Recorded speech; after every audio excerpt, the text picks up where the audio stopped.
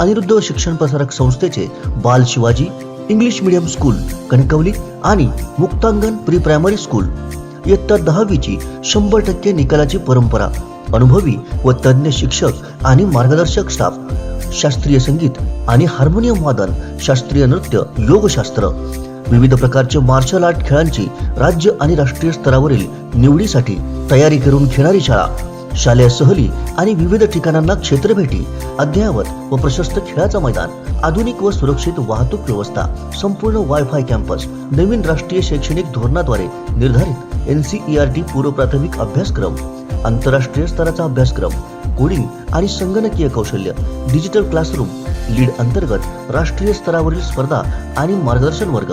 आजच प्रवेश घ्या. प्रवेशासाठी संपर्क अनिरुद्ध शिक्षण प्रसारक संस्थेचं बाल Shivaji English medium school Kankavli आणि मुक्तांगण प्री प्रायमरी स्कूल, अप्रतिम नगर, सापळेबाग, जानवली, कणकवली. मोबाईल 940492 1648 आणि 7841 83 18 96. आपण सगळे इकडे जमलेलो आहोत. आज सकाळी आमच्या सगळ्या नेत्यांशी बोलून येणाऱ्या 6 तारखेला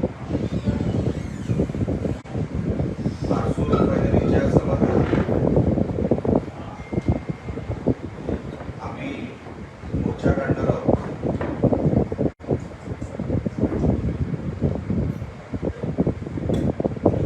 हा मोर्चा कोणाच्या विरोधात नाही, पण काही दिवसांपासून जे विरोधाचं चित्र महाराष्ट्रामध्ये उभं केलं जात आहे ते सगळंच खरं नाही किंवा ते मोठ्या प्रमाणात खरं नाही. समर्थनाची बाजू ही फार मोठी आहे. हे दाखवण्याची आता वेळ आली. काल पण पत्रकार परिषद मी ओरसमध्ये घेऊन काही गोष्टींचा खुलासा केला होता आणि जर कोण वातावरण बिघडवण्यासाठी इकडे येत असेल तर त्याला उत्तर आम्ही समर्थनाच्या मोर्चाने देऊ. याच्यासाठी मी 4 वाजता ही बैठक समन्वय समितीची शिवसेना, भारतीय जनता पार्टी, काँग्रेस, जे काही जे इथे मंडळी येते आहे, 6 तारखेला जे आपण करणार आहोत सकाळी 11 वाजता जवाहर चौकामध्ये आम्ही सगळे जमणार आणि तिथून त्या मोर्चाला सुरुवात करू. कोणालाही गालबोट न लागता कोण कशासाठी 6 तारखेला येत आहे राजापुरात हे माझ्यासाठी महत्वाचं नाही, आमच्या नेत्यांसाठी महत्वाचं नाही, पण सातत्याने बारसूर रिफायनरी आणि तो विषय बारसूर रिफायनरीचा बदनाम होतोय आणि म्हणून आपली बाजू मांडण्यासाठी आम्हाला हा मोर्चा काढावा लागतोय, ताकद दाखवावी लागते. ही ताकद आम्ही आमच्या ग्रामस्थांना दाखवत नाही आहोत. काही प्रमाणात जरी छोट्या प्रमाणात असले तरी ते ग्रामस्थ आमचेच आहेत. हा विषय आमच्या ग्रामस्थांच्या विरोधात नाही, तर जी बाहेरची मंडळी आहे जे वातावरण खराब करायचा प्रयत्न करत आहे ही ताकद त्यांना दाखवणं गरजेचं आहे.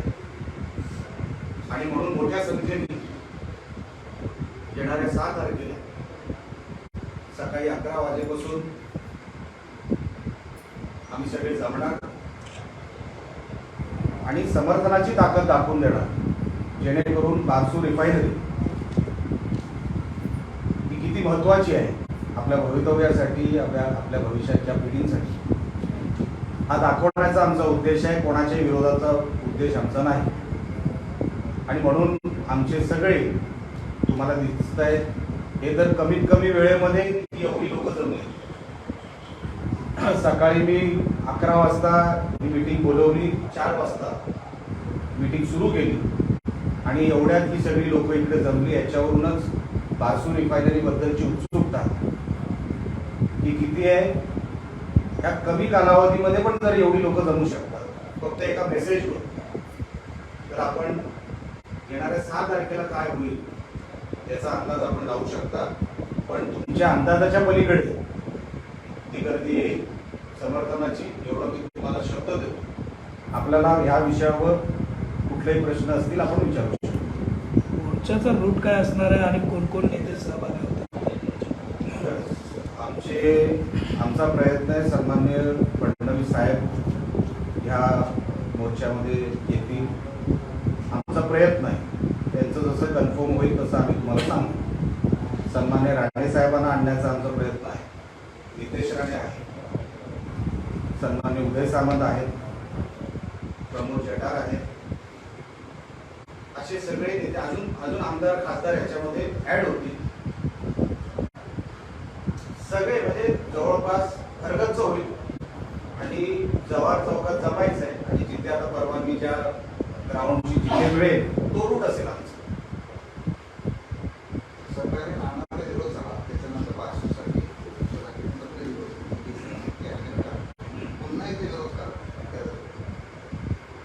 उद्धव ठाकरे यांना भूमिका बदलायची सवय आहे. त्यांनी बारसूला रिफायनरी यावी याच्यासाठी जर पहिलं पत्र कोणी पाठवलं असेल तर माजी मुख्यमंत्री उद्धव ठाकरे आहेत. बरोबर आहे, हा इतिहास झालेला आहे. आता मुख्यमंत्री पद गेल्यानंतर त्यांना का असं वाटलं की बारसू नको, हे आता तुम्ही त्यांना विचारलं पाहिजे. पण ही भूमिका तू टप्पी आहे आणि प्रत्येक वेळेला आहे.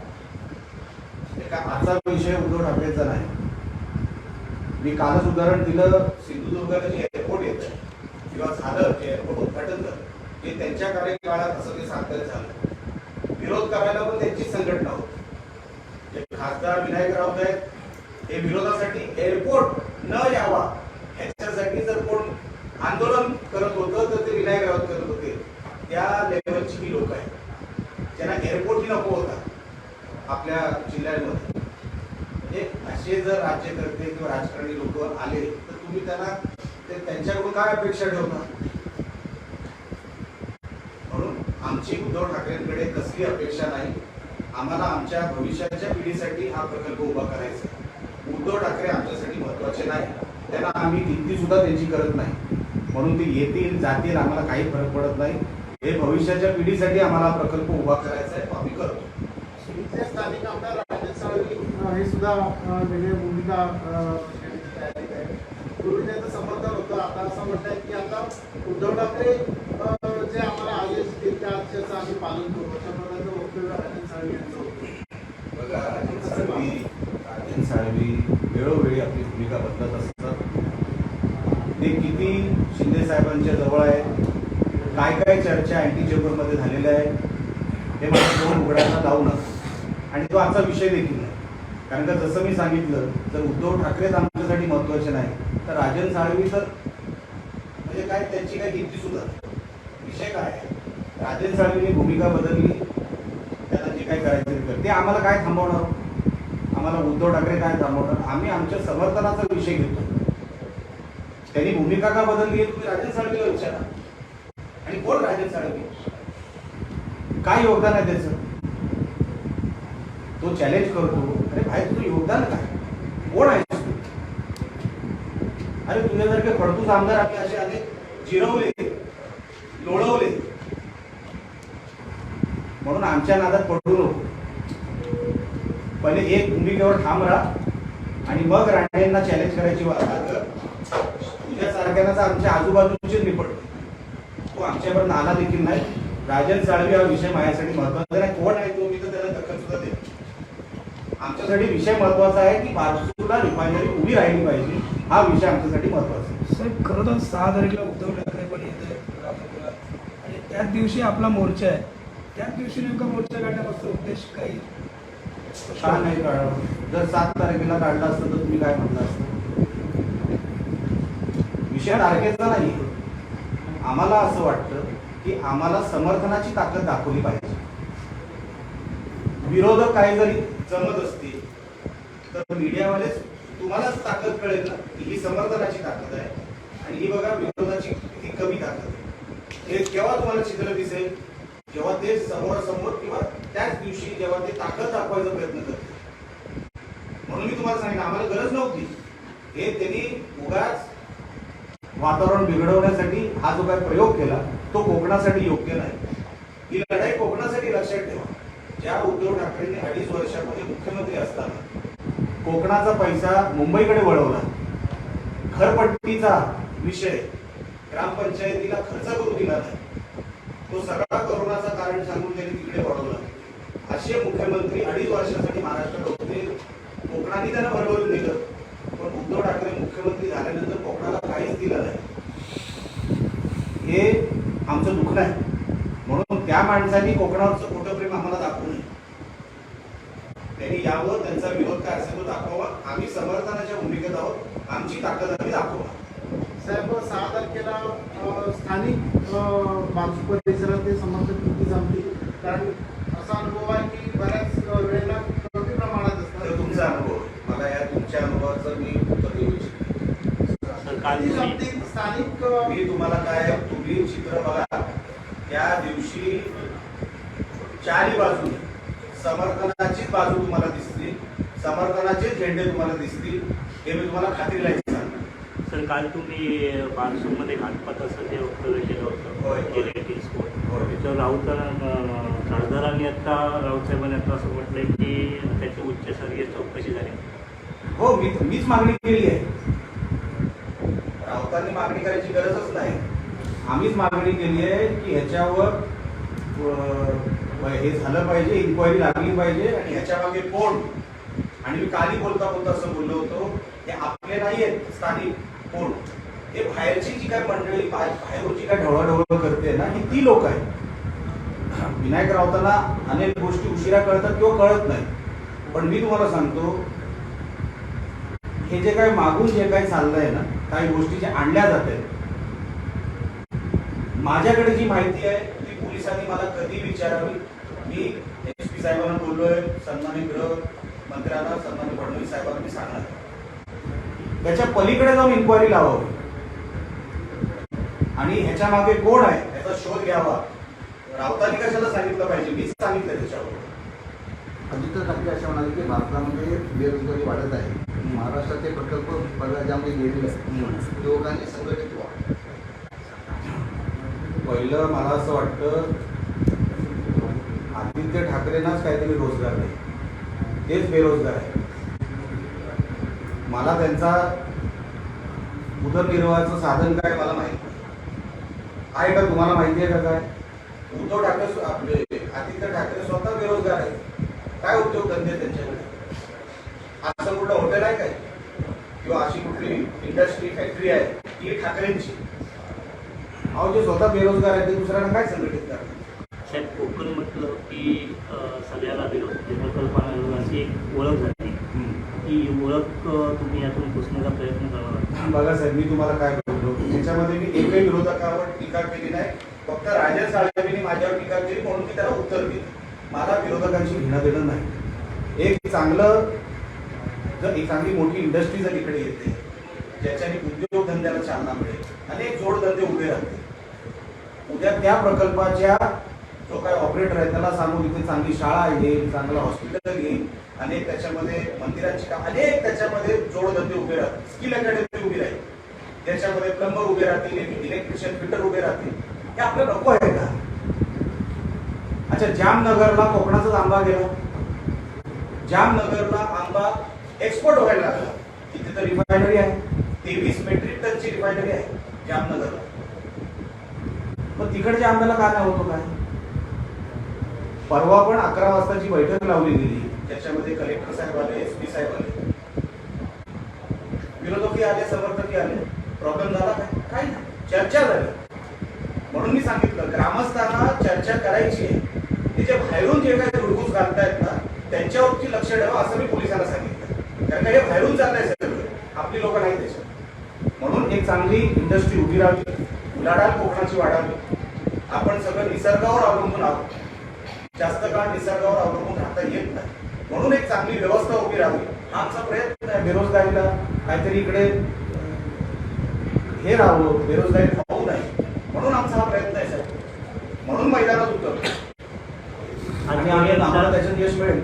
आजपर्यंतच्या समर्थकांच्या कुठल्याही आंदोलनाला कधी नेतृत्व मिळालं नव्हतं, त्यामुळे विखुरले गेले होते आणि आता थोडंफार ह्याच्यातून हे होते. पण त्याच दरम्याने पूर्वीचा जो नाणार भाग आहे जी 8,500 एकरची संमती होती, तिथल्या लोकांची आता मागणी होऊ लागली की आम्हाला ही रिफायनरी घ्यायची. ज्या मोठ्या प्रमाणात मी ज्या कॉन्फिडन्सने आपल्याला सांगितलं की मोठ्या प्रमाणामध्ये इथे समर्थन आपल्याला दिसेल आणि हे फक्त 6 तारखेचा विषय नाही. अनेक लोक घरी बसून पण समर्थन करत आहेत. म्हणजे ते मैदानातच उतरतील अशातला भाग नाही. त्यांनाही इच्छा आहे की ते आता काहीतरी चांगलं घडावं. अहो ओसाड पडत चाललेला आहे. अनेक गावं 5-7चा वगैरे भाग जर तुम्ही बघितला, अहो लोक घरं सोडून चालले. त्यांना काहीतरी आता उद्या आपल्या मुला मुलीला जर शेतात उतरायचं नसेल, त्याला नोकरीच करायची असेल तर आपण ऑप्शन द्यायचा नाही का त्याला? अच्छा जगामध्ये कुठे रिफायनरी म्हणून काय काय झालं असेल आम्ही जबाबदारी घेतो, पण तुम्ही दाखवा ना. राऊतांना सांगा दाखवा ना कुठे आहे. ही तळमळ भविष्यासाठी असेल. आमचं कोण तिकडे नोकरीला लागणार नाही किंवा ठेके आम्ही कधी घेत नाही. पण एक चांगली व्यवस्था जसं मी सांगितलं उभी राहावी याच्यासाठी हे प्रयत्न आहे.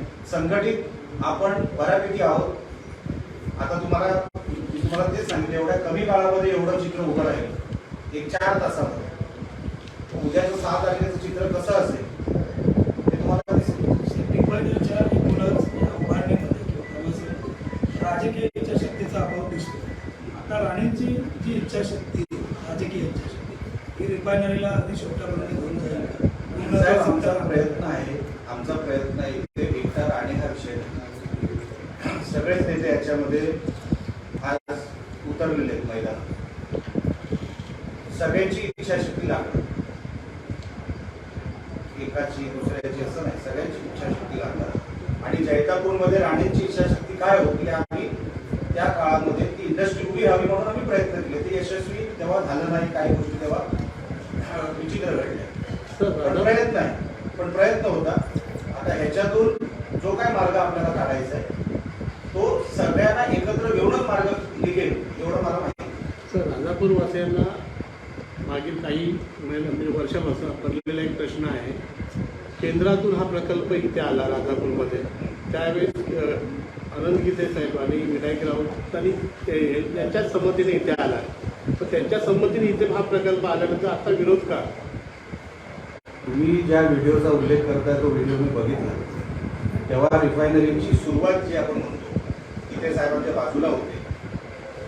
पण मी तुम्हाला खात्रीला एक सांगतो, जेवढा अंदाज मला विनायक राऊतांचा आहे त्यांना विषयच कळला नसेल. त्यांना वाटलं रिफायनरी म्हणजे कुठलं तरी दुकान वगैरे असं काहीतरी आहे. तुम्ही लक्षात त्यांना रिफायनरी म्हणजे काय हे तुम्ही आज जरी विचारलं तरी त्यांना ते बोलता येणार नाही. आणि तिथं सुरुवात होती. आता सुरुवातीला त्या माणसाला काय माहिती रिफायनरी म्हणजे काय त्याला आताच माहिती. तुम्ही कुठली अपेक्षा कोणाकडून करताय? म्हणून सुरुवात जरी त्या काळात झाली असेल आणि ते कशाला त्याच्यानंतर उद्धव ठाकरे मुख्यमंत्री असताना स्पॉट बदलला गेला. ती तरी सुरुवात होती. उद्धव ठाकरेंनी सुचवलेला स्पॉट आज त्याच्यावर चर्चा आहे. तो स्पॉट आपण निवडलाय. म्हणून विनायक राऊत हे सगळी लोक रंगळत जाणारी लोक आहेत. त्यांना स्वतःचं मतच नाही. म्हणून तुम्ही त्यांच्याकडून काय अपेक्षित केलं?